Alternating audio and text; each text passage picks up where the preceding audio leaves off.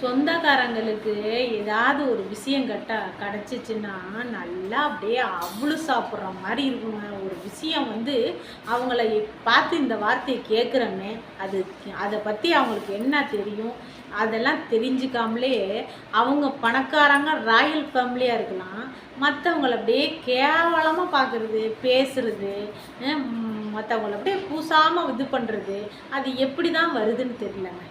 அப்படியே ஒரு ஒரு வார்த்தையும் அப்படியே இப்படி அவங்களுக்கு தான் பேச தெரியும் அப்படிங்கிற மாதிரி பேசிட வேண்டியது.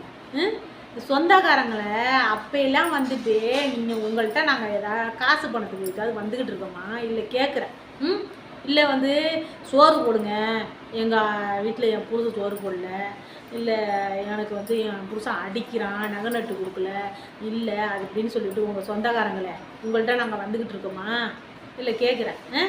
எங்கள் ஆயி அப்பா வந்து அப்போல்லாம் நல்லா இருக்கும்போது கஷ்டப்படும் போது நீங்கள் வந்து கொடுத்த உதவலை, இன்னும் என்னை கல்யாணம் பண்ணி கொடுக்கும்போது பெரிய ஆரனாக தூக்கிட்டு வந்தீங்களா சொந்தக்காரங்களை, உங்களை கேட்குறேன். பெரிய ஆரனு தண்டட்டி எல்லாம் வாங்கி போட்டிங்களா, முறைக்கு வர்றவங்க உங்களுக்கு சொல்கிறேன், முறைக்கு எங்களுக்கு முறை மாமா முறை அந்த முறை இந்த முறைன்னு வருது இல்லை, அதுக்கு சொல்கிறேன்.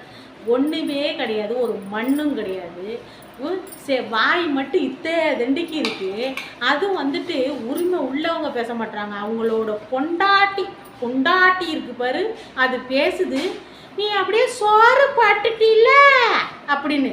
ஏன் நீ சோறு போட, நீ சோறு போடாத நான் சோறு போடலைன்னு நீ பார்த்தியா, இல்லை கேட்குறேன். என்ன தெரியும் எங்களை பற்றி?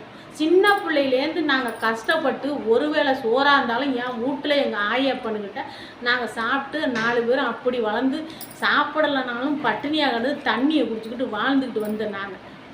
அவ்வளோ ரோசமாக எங்கள் ஆய் வளர்த்து விட்டுட்டு போயிருக்கிறேன். யாருக்கிட்ட இன்னமும் போய் எங்கேயும் நிற்க மாட்டானுவோம். இன்னமும் என் அண்ணன் தம்பி என் வீட்டுக்கு வரலன்னாலும் பரவாயில்ல, ஆனால் எங்கள் வீட்டுக்கு கேவலமாக பேசுனீங்க, ஆனால் தான் நீங்கள் நாசமாக போயிடுவீங்க. இன்னமே அவளை தான் உங்களுக்கு மரியாதை.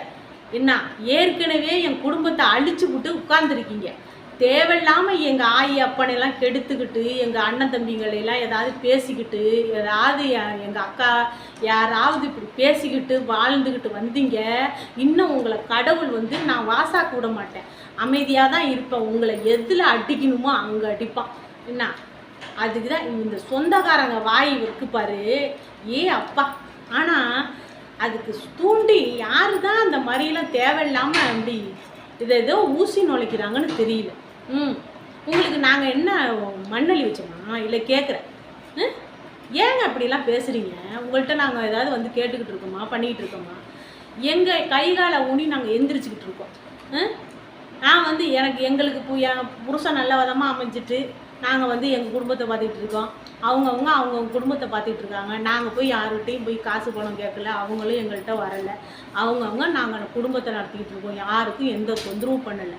நீங்கள் என்ன வாயை வச்சுக்கிட்டு சும்மா இல்லாமல் எங்களை பற்றி பேசுகிறீங்களே, உங்களுக்கு என்ன ஒரு ரைட்ஸ் இருக்குது?